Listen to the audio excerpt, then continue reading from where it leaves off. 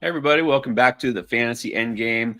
You know what we have come to do: chew bubblegum and draft best ball on Underdog, and we're all out of gum, so it's draft time. That's it. Let's go, Chris. You ready for a Chihuahua? I'm ready for a Chihuahua. Let's do it. $4. Let's go. All right. Now this is Chihuahua Part Two. This is the second iteration. You guys know if you've been following along Underdog all season. I say season, not off season, because it's the actual season of draft season. When it's the NFL's off season, this is the time to get your drafts in. Had all sorts of contests that have closed. You want to get in this one before it does. This one opened, I think it was 2 days ago, and you can see by the yellow progress meter there, it's already more than half full. So let's get into it. You can draft a fantasy football team for $4 and have a chance to win big money. And oh yeah, we're drafting fantasy football, so it's fun. Let's do it. Yes. If you guys are watching and you're waiting, and I know a lot of you are, then let's jump in here on the count of three. We're on the draft lobby, Chihuahua 2. Make sure it's 20 seconds per pick. 3, 2, 1, go. Ooh, only one left. Well, I'm in a new one because I was the first one in my league. Oh man, really? Yeah. Can you? I guess yours is full, huh? Yeah, mine's full. Man, I was gonna say if you can leave and jump in real quick, you could jump in this one. No, this one's already draft starts in 40 seconds. Yeah, well, I wonder if anybody else got into yours. Mine is already full. See, just like that. That's all it I took. see Jonathan in here. Okay. Yeah, everyone must have gone into yours. I don't recognize anybody in mine. Not that I can see. All right. No problem. You know what? It's $4. Get some more entries in there, and we'll There all you draft go. vicariously with yours. There we go. I got the 5. What'd you get? I'm at the aha. You got the 12. I'm at the turn, Nice. which actually makes it. I mean, I prefer the turn anyways. We've talked about this a lot. People ask favorite draft spot.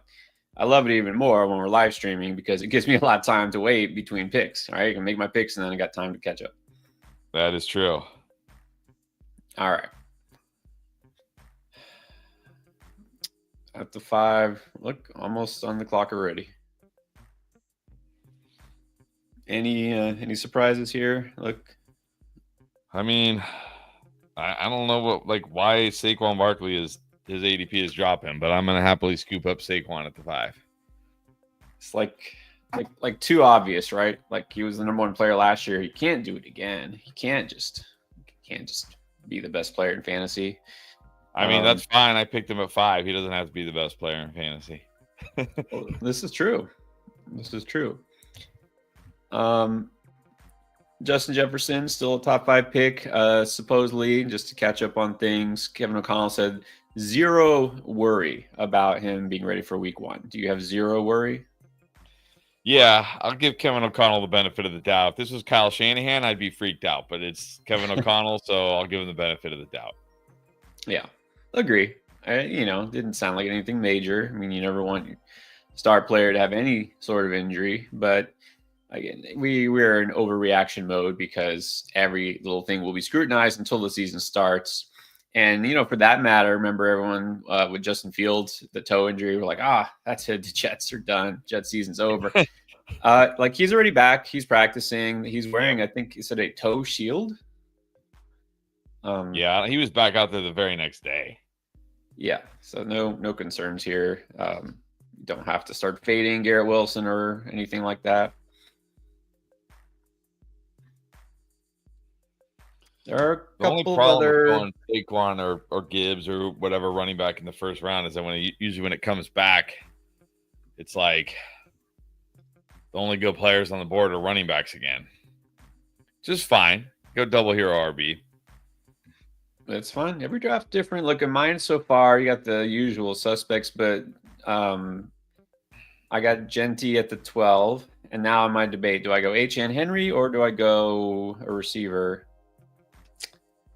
Let's just do it. Let's go RB. I got H.N. as well. Well, then I say that, and somehow Lad makes it back to me. So very excited for that. Nice. Other John, noticing Amon Ra is now at the 12. That's a guy who's kind of quietly, gradually slipped. You know, it used to be he was generally like top 8. And then kind of quietly he's dropped down to the end of the first round. And sometimes you can get him in the beginning of the second round too. You know, I can't say we were talking about this on the Discord. Anwar. Ooh, Mario Hampton at the 2-3 turn. Anwar was talking about Isaac Tesla as like a sleeper. And I said, well, if you look at the Lions offense right now, we have the RB3 being drafted, the wide receiver 7, the wide receiver 25, and the tight end 4. Not to mention David Montgomery, who's like the RB 25 or 6 or something like that. Like, can the Lions offense really support a top 3 running back, a top 7 wide receiver, a top 25 wide receiver? Let's go Adams here. A top 4 tight end and another top 24 running back. Like, is the Lions offense going to be one of the greatest offenses we have ever seen? Like, it can't all be great, right? Like, you know what I mean? Like, yeah, they can't all be like studs. This is like, what offense can support like every position, multiple, you know what I mean, as all studs? Something's got to give here. Right. And my whole point around that is I'm a little nervous for Amon-Ra St. Brown. I think Amon-Ra St. Brown will be fine, but I think maybe like that ceiling guy we saw a couple years ago might be gone now, just because there is so much more competition for targets now. You know, with Jameson Williams stepping up last year, and all the talk out of camp and from the coaches is that he's going to step up even more this year. And if he does, that's less targets for Amon-Ra. You know, Sam Laporta's still there. You know, Gibbs is going to get his targets. I do worry that Amon-Ra is just more of a high floor play this year, which is fine. So I do kind of like him more at the end of the first round, beginning of the second. Like, I don't feel like he should be going ahead of guys like Nico, Neighbors, BTJ, guys like that. So I think that's where he should be. That's interesting. I didn't think you were necessarily going to go there. I thought you were talking more about like, well, Tesla, where's his slice of the pie? And I'm on his slice of the pie is only injury, right? But yeah, I mean, it's probably both, right? It's right. It's that too.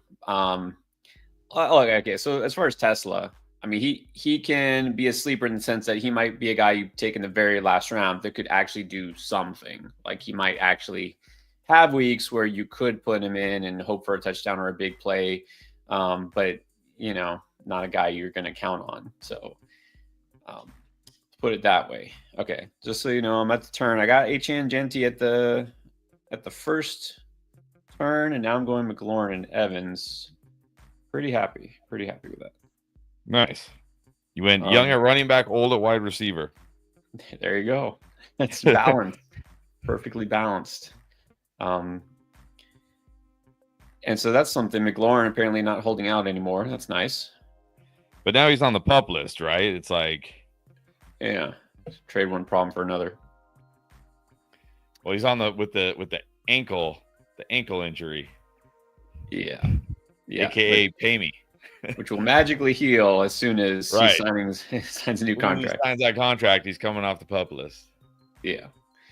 I'm not worried. I'm still drafting McLaurin everywhere. It's just like usual. With Amon-Ra, here's the thing. I'm just going to assume, I think the Lions offense will be pretty much the same as last year. I don't think there's going to be any drastic difference. We know Ben Johnson leaving isn't going to be like the death of this offense, because they're just going to do the same thing, right? They got an assistant stepping up, somebody who's going to run the same. Everything's the same. The personnel is the same. Tesla is just replacing. I don't even know if he replaces. Like, Tim Patrick is still there, right? I think he's still there.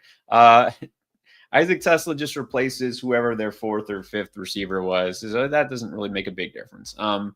So Amon-Ra, I agree. Everything you said, he's basically a very high floor play. I don't think he's having a career year or anything. I do think JMO could step up and be better, because it's just taken him a little longer to really thrive. I think he could take a small step forward, but, you know, other than that, I think we're largely seeing the same thing, which is good. Yeah. It's not a bad thing. Right. What'd you get? Did you get Walker? Yeah, I got Kenneth Walker, so I got Saquon and Walker with Ladd, Devontae Adams, and T-Mac. Very nice. So speaking of Ladd, other John wants to know in non-PPR, because typically Ladd goes before Evans, but in non-PPR, which way are you going? In non-PPR, I think you got to give the edge to Evans for the touchdown upside, right? Because in non-PPR, touchdowns are so huge, so huge. Agree. I think you got to go Evans for that touchdown upside. And I will say, not to make too much of it, but if Chris Godwin really isn't 100% yet, and he's slow to start the season, it just makes Evans even kind of slightly safer, because Igbukah could be great. They're talking him up a whole lot. He's still a rookie, still going to take him time, right, before he really does anything significant. So, I mean, Evans, you just set and forget. Oh, yeah, man. Especially a wide receiver and non-PPR, because I talked about this a little bit on Friday's video. Not that I did a non-PPR video, but like I looked at it. I looked at it last year. What was it? Something like 24 running backs averaged, I think, 10 or more points in non-PPR, and only, I think, 14 wide receivers. And then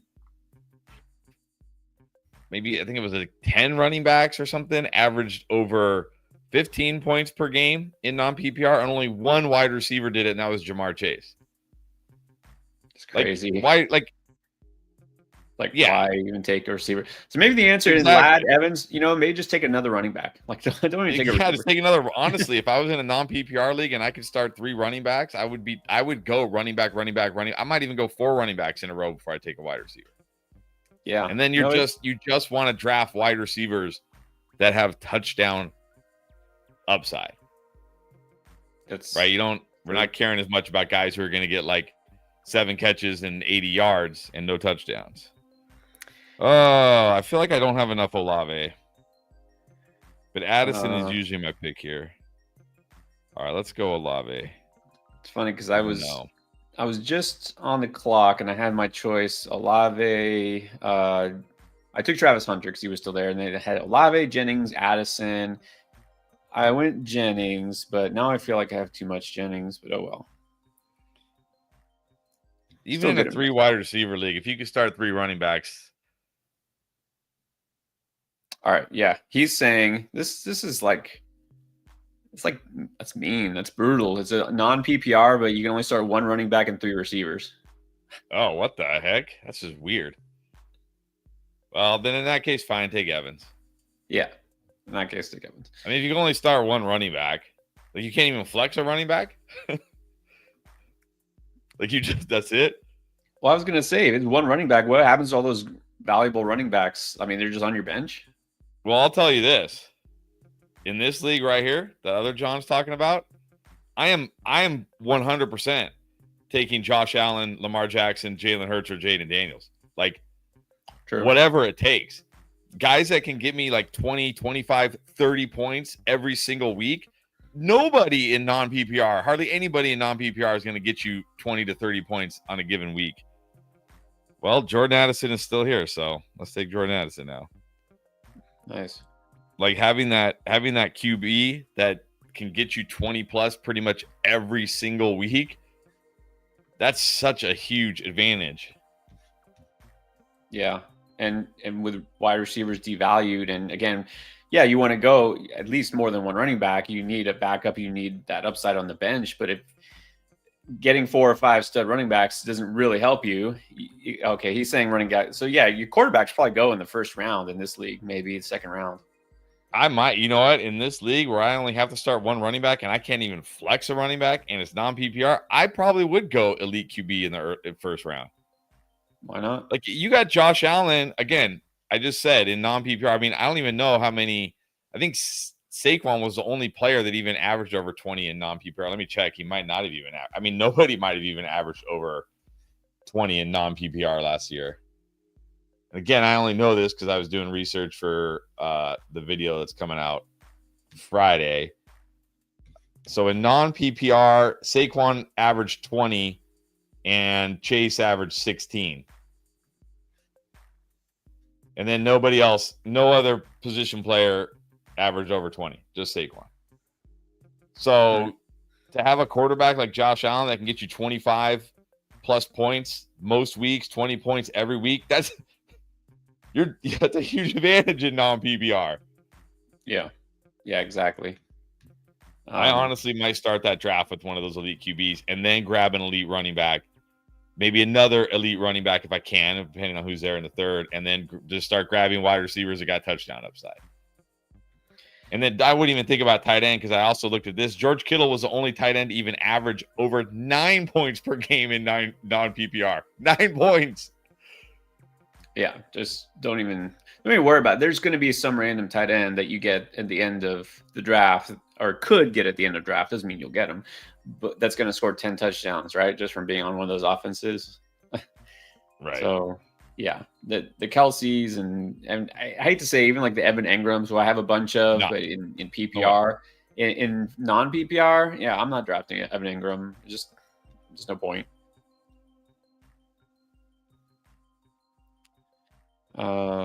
Yeah, and like to some extent, I know you can only have that one running back in your starting lineup. You're gonna go for a stud running back, but there is a difference, in non-PPR. Certain guys go up a little bit. Derrick Henry, certain guys like Achane bump down a little bit. Again, he's still a top 10 running back, but he's not quite as valuable as he is in a full PPR league. So, yeah, that's true. No, you're right.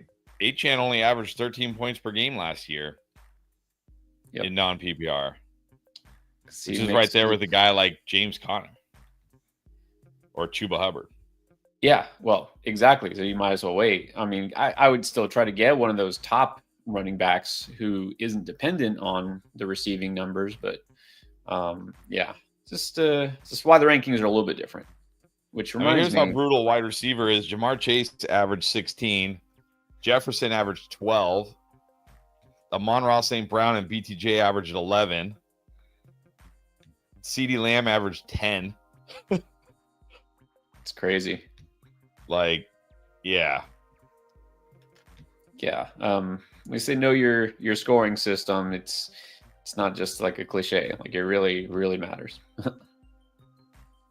No, and that's why the video that's coming out Friday, that's exactly what I do. I basically break down like, because we did the double hero RB video, and we got a lot of people are like, it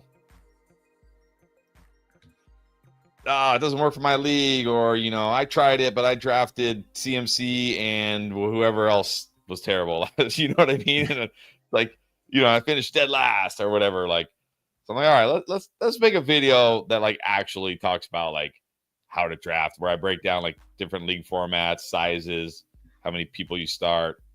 I don't that deep dive into non-PPR, but I do at the end talk about non-PPR versus PPR and some of the differences. And then I do talk a little bit about Superflex because I know it's getting more popular even for redraft. So, yeah, I mean, it could always happen. Sure, if you say like you're putting your eggs in one basket of the RB basket, I'm going double RB early, and then one of those running backs busts or gets hurt. Of course, but that's the same as saying, oh, look, I'm taking Josh Allen with my first pick. What if one of these days Josh Allen gets hurt, misses half the season? Yeah, you're screwed there too. But I don't think we can look at the running back position quite the same as we used to. Where like they're always hurt, and they're super risky. They always get replaced. It's changed, right? The tide has kind of shifted in that sense with the early running backs. Okay, he's saying other John, reading his comments, they won't go to PPR. They were trying to get them to drop using a kicker and a defense. Okay, other John, I'll say what we always say to people like this in your situation. It's okay if you want to stay in that league, but find another league too. You can find another more competitive league. Maybe join one of our end game leagues, which we'll start promoting pretty soon. Look, it's appropriate you said that. I'm wearing the no kicker shirt today. Yeah. Look, I'd rather like if I could get PPR and still have to play with the kicker and defense, I would still take that. it's still better than non-PPR. It's brutal. Yeah. It just skews it so much. Let me ask you this. I was going to say hate. Maybe you don't hate. Okay. What do you prefer less? What would bother you more? If I said, Chris, you can only join one fantasy football league this entire year. You get to choose. It's either non-PPR or it's tight end premium. Tight end premium. I'll take tight end premium. Non-PPR. Like I said, the thing with non-PPR is it's honestly it's like boring. It's like playing in a 10-team, 2 running back, 2 wide receiver, 1 flex league. Like there's no strategy involved. And I talk about this in the video because that's probably the most common league format is like a 10-team, 2 running back, 2 wide receiver, 1 flex. Like you can literally draft any way you want and you'll probably be fine. You know, like I think to my home leagues that I used to play in, and I think like my wife's work league, you know, these 10-team, 2 running back, 2 wide receiver, 1 flex, you can draft any way you want because you're talking like your flex. Think about it. You're starting 7 players in a 10-man league. Your flex is like inside the top 70 picks. You can flex a running back. You can flex a wide receiver. You'll be fine. You know what I mean? You can literally draft any way you want, and you'll be fine. Just, you know, you still got to pick the right players, of course. If you pick like, you know, Tyreek Hill with your first pick last year, you do very well. If you pick CMC with your first pick, you probably didn't do very well. But even then, you might have done well because like you probably plenty of good players on the waiver wire, so you still might have done well even in that league. True. So yeah, and that's my issue with non-PPR. There's no strategy because running backs and elite QBs are so dominant that you should just draft running backs and elite QBs. That's the strategy. That's it. Yeah, exactly. You know, it's almost to some extent like super flex. It's like you just know everyone's going to go quarterback in the first 2 rounds at some point, right? And then the draft starts, and that's part of what I don't like about it. And it's fine because it does give you at least that element where, well, okay, you don't have to put a quarterback in your super flex, or you can decide, do I want an elite, you know, quarterback? Do I want 2 later quarterbacks? At least there's some thought to it. But you're right. Non-PPR is just don't bother. Just get running backs. Just don't even worry about it. Right. Just try to get an elite QB, get running backs, get wide receivers with touchdown upside. All right. Punt tight end. Absolutely punt tight end. Yeah. Brock Bowers averaged 9 points per game last year in non-PPR. Yeah. That's insane. You know, on the one hand, knowing that, and of course, this is why y'all watch. Like, Other John, I assume you're still in it. He says he's got coworkers in it, you know, got him into that league. He's still in that league. So you know these things now, and you can use that to your advantage. You know, I'm not going to worry about tight end. You know, I want to grab one of those QBs early. You want that one running back spot to be filled early, and then go from there. Okay, I'm gonna make some room there on the bottom of the screen because we have a super chat from Mr. Ferguson. That would be What's up? All right, so he wants to try going RB first this year. Wondering who you would pick as the first RB if Bijan is gone. So yeah, I mean, if you don't have a top 4 or 5 pick, you're certainly not getting Bijan. Gibbs, Henry, Etienne, Barkley. I mean, we just talked about this at the very beginning. Barkley's still got to be the next choice, I would think. Yeah, Barkley's still my number 2. Gibbs my number 3. CMC's actually my number 4. Then it gets close between like Henry, Etienne for me. If it's full PPR, I'm probably going Etienne, but I feel like Henry's probably a little safer because again, there is the risk if Tua misses games. We saw last year, you know, Etienne not nearly as good without Tua because the targets drop significantly, the receptions drop significantly, the offense drops significantly. So I'm like Etienne, Henry's close. Henry's probably your safer option, but I would rank him Barkley, Gibbs, CMC, I guess Henry, Etienne. Yeah, I mean, if you can get Well, okay, and he doesn't say where his pick is. All right. But any of those guys, I think you should be comfortable taking in the first rounds. No, okay. Yeah, we don't know all the details here, but still, any of those guys are worth taking. And I'll say this: one of the videos we're about to do, I think you're okay. I always, like to have that elite receiver, right? We always talk about in PPR league, get that receiver. There's some guys who could be elite receivers you can get in the second round on the way back, and you know what I mean. You don't have to have Jefferson or Lamb. It might not be as big a difference as it would be for running back, but this always depends on how your draft goes, right? I mean, some leagues you'll see 5, 6 running backs go in the first round. Some drafts you'll see just 3. So it really depends. Right. I think that the one thing I would definitely say here is I would not go into a draft saying I want to try running back for. I mean, look, if you want to try it, go for it. I guess, right? It's your draft. But like, what are you gonna? Like, I don't know what pick you have. I don't know if you know what pick you have. Hold on, let me. Speaking of pick, yeah, maybe he doesn't. But let's say you get pick 6 and Justin Jefferson is still on the board. Are you just gonna take like Derrick Henry just to take a running back over Justin Jefferson? Right. Just because you want to try running back in the first round. Yeah, I mean, look, if you're asking me either Jefferson or CeeDee Lamb versus probably any of those running backs other than Bijan or Barkley, I would go with the wide receiver. I mean, that's just me, but this all depends. Yeah. All right, we got some other comments. What's up, Kenny? Yes, agree. Like your filthy animals. Yes. Royland, what is up? Of course, coming from KC. Who are some of your sleeper dynasty running backs for the last 2 rounds of the rookie drafts? Why, you still haven't done your rookie draft? Well, I will piggyback on this comment right here. A guy I've been drafting in the last round for a long time now, Pierre knows, Taj Brooks, just saw his value go way up because, yes, Zach Moss, as predicted by me many weeks ago, released already. They're already like, didn't even make a 1 week through camp, already gone. So look, I don't think Taj Brooks is taking Chase Brown's job or anything, but if Chase Brown goes down, it's just him and Samaje Perine. I don't think Samaje Perine is going to be the guy.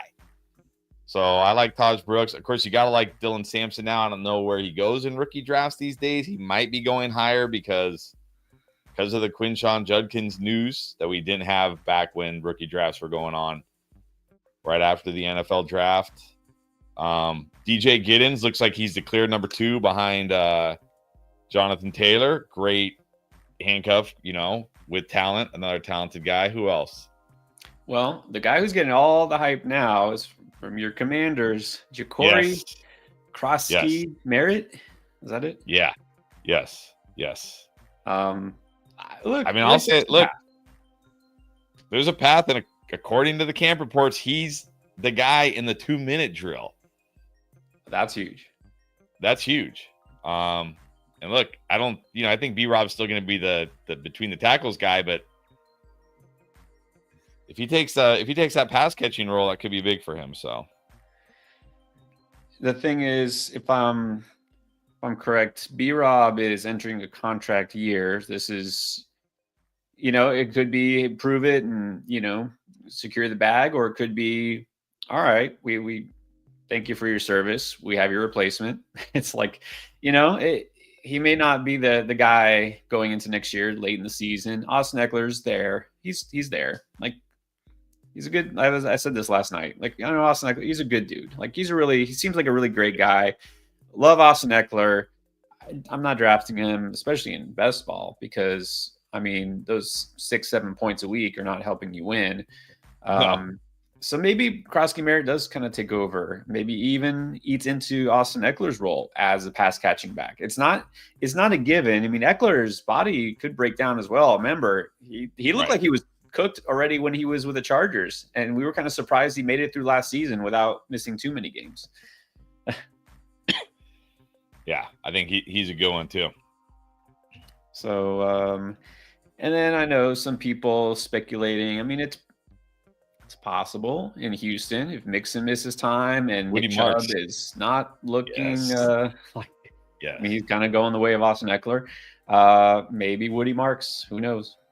I like the quote from D'Amico Ryans was something to the I don't remember the exact quote, but something to the effect of like, yeah, he's not the same guy that he used to be, but he's trying really hard.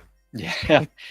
Something about he's a professional and something about Right. pass protection. That's what his like biggest strength. He's like he really knows his pass protection schemes. Yeah, it's like basically like saying like, yeah, this dude's broken, but he's a gamer.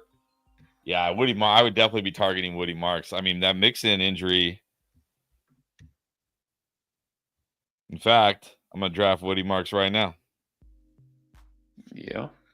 Speaking of Woody Marks, yeah, Mixon injury does not sound good. No, it does not. And they're being so like weird about it. It's like the Najee thing, right? Yeah, like they're being so like just secretive about it. And like if a guy's okay or like you don't expect him to be that bad, you're gonna come out and say like, oh no, it's it's just something he's dealing with. We just want to be extra careful with him. He's gonna be fine. But they're just being so weird with him, like not really saying what it is specifically, what the timetable is, like you know what I mean? Like just not getting good vibes from the Mixon injury at all. No, the less you say, the worse you make it. It's like people are going to come up with their own conclusions, and they're not going to be good ones. All right, we got a sleeper for wide receiver, Jimmy Horn. I liked him as a prospect. Is it Jimmy Horn? No, Torrey. You talking about Jimmy Horn or Torrey Horton? I think Horn is. Correct me if I'm wrong. Is he with the Panthers? Jimmy Horn. Oh, I was thinking of Torrey Horton for the Seahawks. Jimmy Horn. Yeah. Okay. If you're talking about Jimmy Horn, I don't know. Maybe. It's possible. Yeah, Jimmy Horn Jr. He is with the Panthers. Yeah. Yeah. I think I looked into him before and I was like, oh, it's a special teamer. That was what I thought. That was my thought. I was like, all right, this guy may be a special teamer. Well, speaking of the Panthers, are you buying into Hunter Renfrow? Nah, get at it. No, come on. I've been told he's the next Adam Thielen. Yeah, no. Not biting Hunter Renfrow. Oh, okay. Just throwing the bait out there. See if you bite. I think he's already dealing with a soft tissue injury too. Remember, this guy hasn't even played football in what, like a year and a half or something? Yeah, something like that. But Adam Thielen is still there. That's the weird thing. So I don't know. Yeah, Adam Thielen's never going away, apparently. Nope. All right. Well, my draft actually just finished. Right, your draft finished for ours. Oh, I was gonna take Pat Fryermuth just to hedge all my Jonnu. Terrence Ferguson getting a lot of buzz.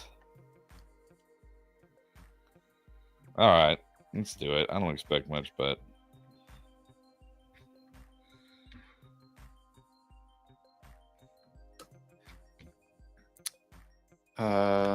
maybe trade Thielen.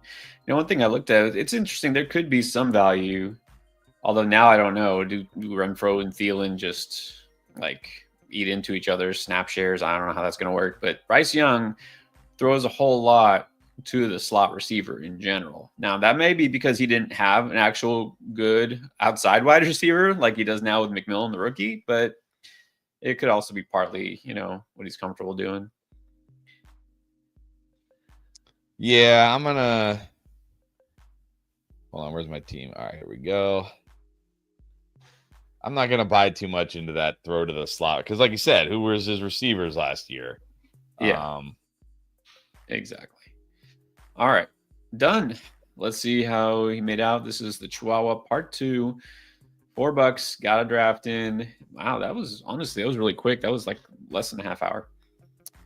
Okay.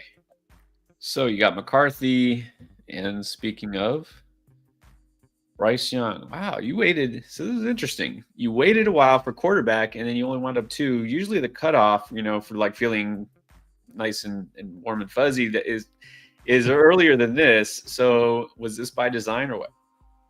Yeah, I just found myself just taking 2 QBs these days. I could certainly have gone 3 here. I mean, maybe could have gone like Russell Wilson for the 3rd QB, but just found myself just taking 2 and saying, you know what?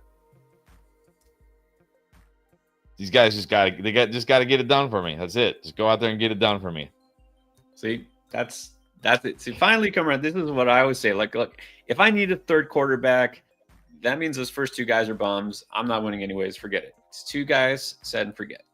Look, they should both start every game this year, assuming health. So just go get it done. That's it. All right. And I like that you waited. You didn't have to, spend an early pick on a quarterback. Not that there's anything wrong with it. All right. So you got Barkley, Walker, Dobbins, Scatterboo, Ford, and there you go, Woody Marks. Very nice. This might be one of my most warmest, fuzziest running back rooms I've ever drafted. Yeah, but I mean, Walker is certainly solid. Like you shouldn't need too much, assuming health, from the rest of your running back room. So now, look, you have 2 rookies with upside. It's good.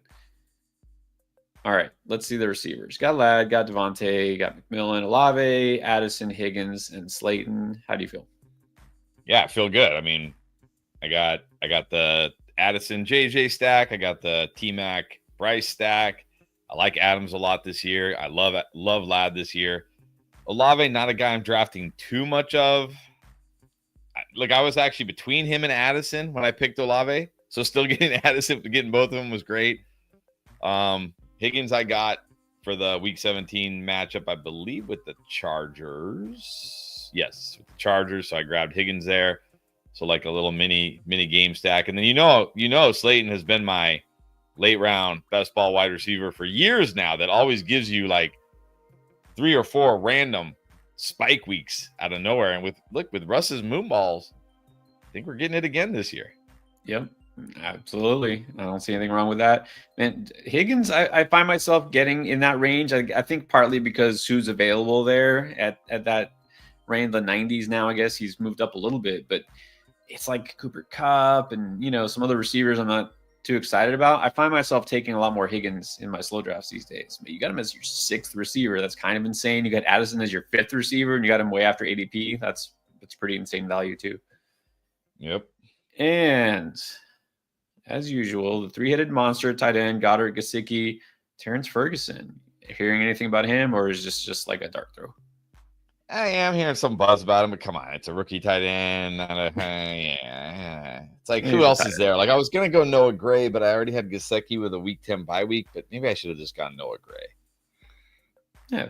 Either way, he's still a tight end. All right.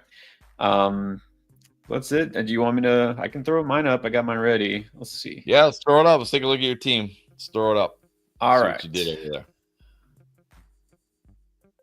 All right. You see it? There you go. Yes.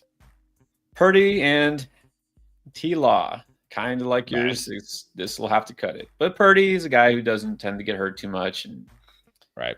I'm hoping we never have to deploy T-Law. But if we do, that's okay because I got some Jags here. But look. Tell me how you feel about only 5 running backs when these are your running backs. I feel okay about it. I mean, obviously, Genty Achane is a great start. I like Pollard. I'm shocked you took a Pacheco. Didn't know you were in on Pacheco. Well, look where I got him. ADP 75. I got him at pick 84. That's true. Good value there. Yeah, you should be fine. I mean, look, between Genty, Achane, and Pollard, you should have enough. Because, again, when you draft this way, you're betting on Genty and Achane to carry your team all year. And if they don't, this team's probably dead anyways. So, yeah, you're good. There you go. That's exactly it. All right. At receiver, McLaurin, Evans, Hunter, Jennings, Hollywood, Thornton. Yes, that is D-Hop. And yes, don't Ray with the Mooney news coming around on potentially Ray, huh? Yep. Yeah. I mean, McLaurin, Evans, solid. Hunter, I like. Jennings, and it's crazy because I was talking to Ricky Pierce all off season, and then he was put on the pup list. So then I did a video where I said, you know what? Coming around on Juwan Jennings as being like the wide receiver one in San Francisco and dominating. And then like the day before the video, when the video was already scheduled to go out, he hurts his calf. Now he's missing practice. I'm like, you know what? I might just avoid all 49ers wide. Like, they're just cursed. 49ers wide receivers are cursed. But if he's healthy, he's got upside. Hollywood also dealing with an injury, but it doesn't sound serious. Thankfully, it sounds like he somehow dodged a bullet too. D-Hop, all right. Yeah. Overall, good wide receivers though. We'll skip over D-Hop. All right, we'll just pretend he's not there, and then Andrews with. I mean, you gotta love Andrews now, right? Likely. Yeah. I know they're saying, oh, he might be ready for. He's not going to be ready for week 1. He's having surgery on his foot. Get out of here with this week 1 nonsense. He's probably going to miss the first 2 or 3 weeks, and then he's coming back from a foot injury. No, I'm not touching Likely anymore. Andrews, great pick. Yep. And then Strange to go with T-Law and your boy Theo Johnson. I do like Theo Johnson. Well done. All right. There we go. Oh, thank you. Compliment from Anwar. He was in the draft last night. Sorry. A couple of questions here. Random posts. It's not too random though. Nico or Neighbors? Okay, so I was Neighbors. I'm starting to come around on Nico over Neighbors for a couple things. I'm starting to feel like Nico has overall wide receiver 1 potential this year, but also just Neighbors just seems to be getting these little dinged up injuries, right? We know he's dealing with the toe, hurt his shoulder blocking in practice. He sounds like he's fine, but it's just like, are we looking at another year where Neighbors misses 2 or 3 games, just gets a little nicked up here and there and misses some time? I know Nico missed some games last year with the hamstring, but other than that, this guy's been pretty rock solid. And when you look at Nico the last 2 years, whatever you look at, like overall stats, overall usage, all the efficiency metrics, like yards per out run, target per route, blah, blah, blah. He's one of, if not the top wide receiver in like every possible stat. And you just look at the Houston, if Joe Mixon is hurt and they can't run the football, yeah, Stroud is going to be running for his life behind that offensive line, but he's also going to be throwing it 35, 40 times. And who's he going to be throwing it to? I like Higgins. I like Kirk, but it's probably going to be going to Nico. I don't know. I'm going Nico over Neighbors now. Wow. Okay. Nico over Neighbors. I mean, Nico, definitely a strong pick. This one you could go either way, honestly. So I still have Neighbors a little higher, but it's really kind of a gut call here. Kiefer actually wants to know if we can look at his team. It's Keef Chief. Very nice. I think you'd have to share yours, right? Yeah, he's in my. Okay, here we go. Oops.